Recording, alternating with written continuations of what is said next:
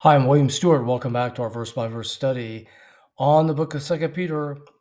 I'm so glad you're here. We're in the middle of the third chapter talking about eschatology. That's the fancy word that if you ever attend seminary, there's a course there called eschatology, has to do with the end times. 2 Peter 3 is one of the few chapters that of the epistles which are so focused on the church that deal with the end times, but it's a great chapter. So Peter was writing about the statements of some people that God was slow in returning and things have always been the same. So, what's the big deal? He just got through saying up to verse 7, hold on, you do sin, God returns, and you will feel his wrath. And that punishment is stored up for you, the sinner, the one who's rejected Christ. That's the first comment. Second comment, he then gives in verse 8, and we'll cover this verse in verse 9 today. Verse 9, chapter 3, but beloved, be not ignorant of this one thing, that one day is with the Lord as 1,000 years, and 1,000 years is as one day. Otherwise, God does not count time as we do.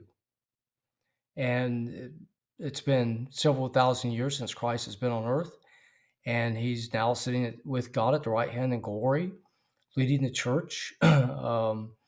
And yet, that may seem long to us, but not to God. So, in however he conceives of time, it's different than ours, and don't count on our own perceptions as a way to assess or judge God. So he's telling the non-believers here to be very careful.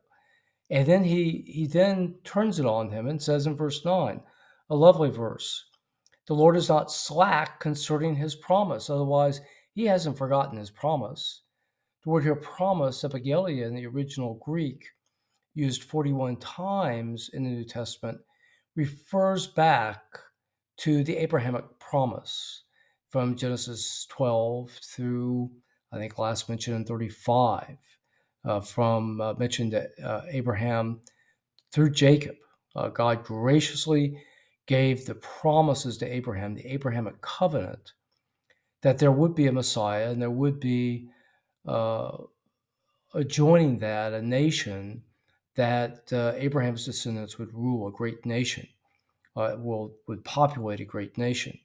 And of course, it's Israel that provided Messiah. So, really, from the basis of this covenant is the rest of the recorded history in the Bible and God's plan and purpose. So, salvation is based in that promise. And that's what he's mentioned in here. Paul does this also. As some men count slackness. So God's not slack, as again, people would think slack. That's what we talked about in verse 8.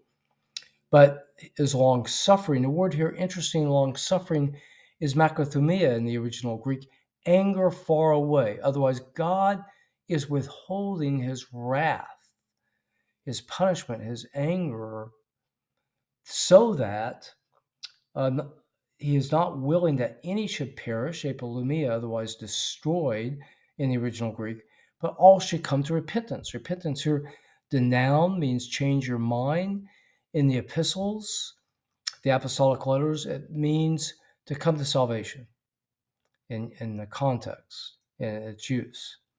So God's waiting out of his graciousness, withholding his anger, that all men might have the opportunity to come to know him through faith alone in the death and resurrection of Jesus Christ. This wording here is also reflected in 1 Timothy 2, that he wants all men to come to know him.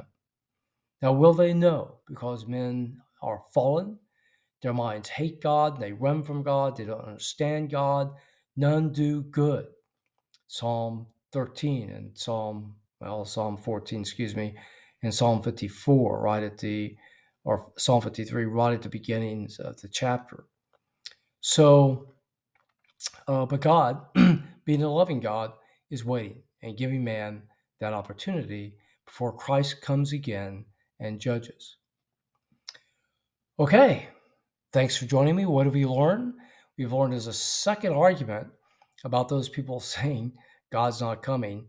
The first one is, yes, he is, and he's withholding the wrath to be distributed upon those who have rejected him, and not to, point number two, not to consider time the way a human judges it as how God judges it. So God is not slow. He'll keep his promise. He's waiting so all men would have an opportunity to come to faith.